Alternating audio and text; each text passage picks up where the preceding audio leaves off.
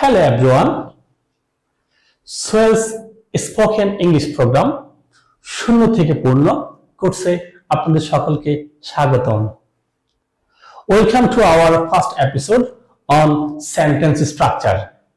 কাজ করি তিনটা দাগ দিয়ে ব্যাপারটা আমি তোমাদেরকে বুঝাচ্ছি, হ্যাঁ? ওকে।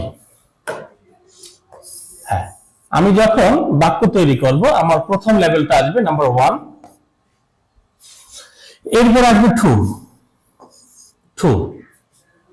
3 এবং হচ্ছে 4। আমরা সেন্টেন্সকে চারটা ভাগে ভাগ করে ফেললাম। প্রথম হচ্ছে 1 2 3 4। আর প্রথম হচ্ছে একটা বাক্যের শুরুতে কি থাকে, একটা সেন্টেন্সের শুরুতে কি থাকে আমরা সবাই জানি, একটা হচ্ছে সাবজেক্ট। তারপর কি থাকে? ভার্ব। এখন যদি আমাকে কেউ প্রশ্ন করে যে ভার্ব জিনিসটা কি, ভার্ব কিছুই না, ভার্ব মানেই হচ্ছে আমরা যে কাজটা করছি, যেমন কাজ করা, কাজ করা, হওয়া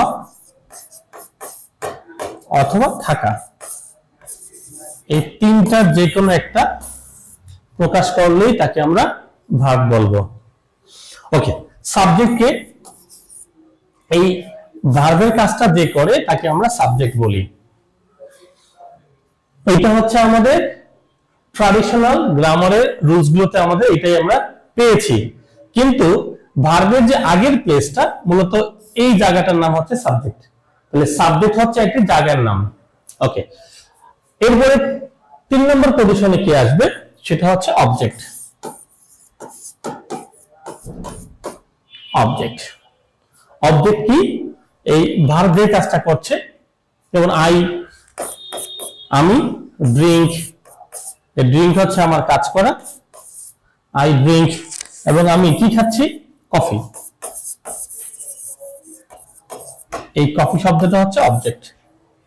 অর্থাৎ ভার্বকে আমরা কি বা কাকে দিয়ে প্রশ্ন করব, হ্যাঁ, তখন আমরা অবজেক্টটা পেয়ে যাব। এখন যেটা হচ্ছে আমাদের ম্যাজিক এবং চূড়ান্ত লেভেল, যেটা আমরা সবাই অ্যাভয়েড করি, 4 নম্বর পজিশনটা কি? আপনারা সবাই হয়তো এতক্ষণ ভাবতেছেন যে এটা আমরা জানি, তাই না, সাবজেক্ট, ভার্ব, অবজেক্ট। এখন আমি আপনাদেরকে প্রশ্ন করছি 4 নম্বর প্লেসে কি থাকবে? হ্যাঁ, সেটা হচ্ছে মডিফায়ার। কি থাকবে? মডিফায়ার। তাহলে একটা সেন্টেন্স আমি যখন লিখবো, তা আমাকে প্রথমে সাবজেক্ট নিতে হবে, তারপর ভার্ব নিতে হবে, অবজেক্ট নিতে হবে, এরপর হচ্ছে আমাকে নিতে হবে মডিফায়ার। এখন মডিফায়ার জিনিসটা কি? হ্যাঁ, মডিফায়ার আমি যদি বলি বয়, আমি যদি এই বয় শব্দটার আগে আরেকটা শব্দ নেই, যেমন গুড অথবা ব্যাড বলতে পারি, অথবা আ বয়। এই যে ব্যাড শব্দটা কাকে প্রভাবিত করছে? গুডকে, সরি বয়কে। আবার এই গুড শব্দটা কাকে প্রভাবিত করছে? বয়কে। আ শব্দটা কাকে প্রভাবিত করছে? বয়কে। অর্থাৎ এই তিনটা ওয়ার্ড কাকে প্রভাবিত করছে? বয়কে। তাহলে আমি একটু তোমাদেরকে ইজি করে বলতে চাই, মডিফায়ার কাকে বলে। হ্যাঁ, মডিফায়ার জিনিসটা কি? যে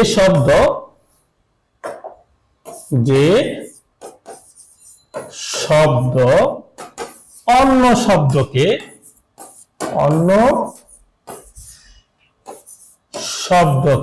প্রভাবিত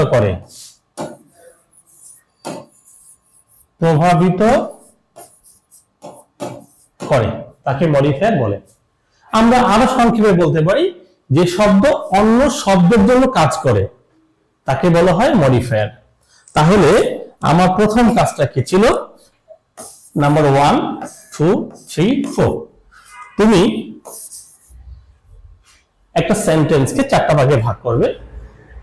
প্রথম পার্টে কে থাকবে? সাবজেক্ট, মনে রাখতে হবে। এরপরে পার্টে কে থাকবে? ভার্ব 2। তারপরে কে থাকবে? অবজেক্ট, এটা হচ্ছে 3। 4 নম্বর হচ্ছে মডিফায়ার। মডিফায়ার তাহলে হচ্ছে সাবজেক্ট, ভার্ব, অবজেক্ট, মডিফায়ার। যদি বলি আই ড্রিঙ্ক কফি,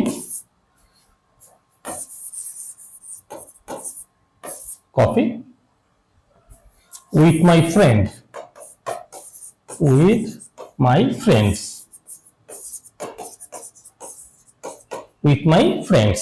এখন এই আইটা হচ্ছে সাবজেক্ট, ড্রিঙ্কটা হচ্ছে ভার্ব, কফিটা হচ্ছে অবজেক্ট, এবং এই যে উইথ মাই ফ্রেন্ডস এটা হচ্ছে মডিফায়ার। এখন যদি এই উইথ মাই ফ্রেন্ডস এখানে কয়টা ওয়ার্ড হিসেবে আমরা কাউন্ট করব? 3টা ওয়ার্ড, কিন্তু 3টা ওয়ার্ড একত্রিত হয়ে একটা ফ্রেজ তৈরি হয়েছে, PHRAS, ফ্রেজ। যদি তোমরা যারা ফ্রেজ সম্পর্কে না বুঝো তাদের জন্য বলি, 2টা 3টা অথবা একাধিক ওয়ার্ড, 2, 3, 4 অথবা মোর ওয়ার্ডস, অনেকগুলো ওয়ার্ড যখন একটা ওয়ার্ডের মতো আচরণ করে তখন তাকে কি বলা হয়? ফ্রেজ বলা হয়। আবারও বলছি, ফ্রেজ কাকে বলা হয়? ওয়ান মোর ওয়ার্ডস যখন একটা শব্দের মতো আচরণ করে।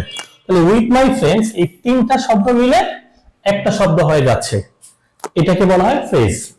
এখন উইথ মাই ফ্রেন্ডস কাকে মডিফাই করছে? কফিকে না ড্রিঙ্ককে? আনসার হচ্ছে ড্রিঙ্ককে।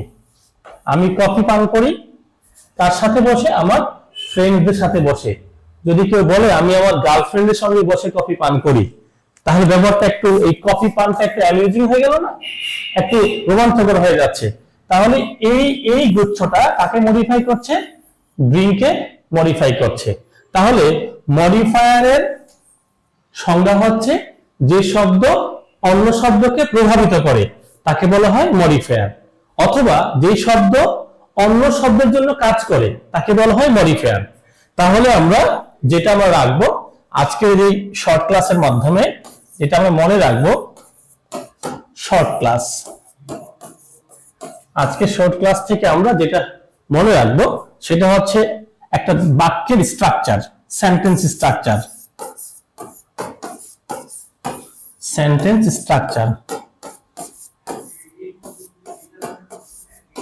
সেন্টেন্স স্ট্রাকচার মাত্র একটা, সেটা হচ্ছে সাবজেক্ট, ভার্ব, অবজেক্ট এবং হচ্ছে মডিফায়ার। আজকের মূলত আলোচনার বিষয় ছিল হচ্ছে মডিফায়ার নিয়ে কথা বলা। মডিফায়ার কি খাতায় লিখে রাখতে হবে, এবং যারা আমার ক্লাসটা করবেন আমাদের ফেসবুক গ্রুপ অথবা হোয়াটসঅ্যাপ, আপনারা এই মডিফায়ার কাকে বলে এবং ভার্ব কাকে বলে এই 3টা খাতায় লিখে আমাদের হোয়াটসঅ্যাপ গ্রুপে অথবা ফেসবুক মেসেঞ্জারে ছবি তুলে পাঠিয়ে দিতে হবে।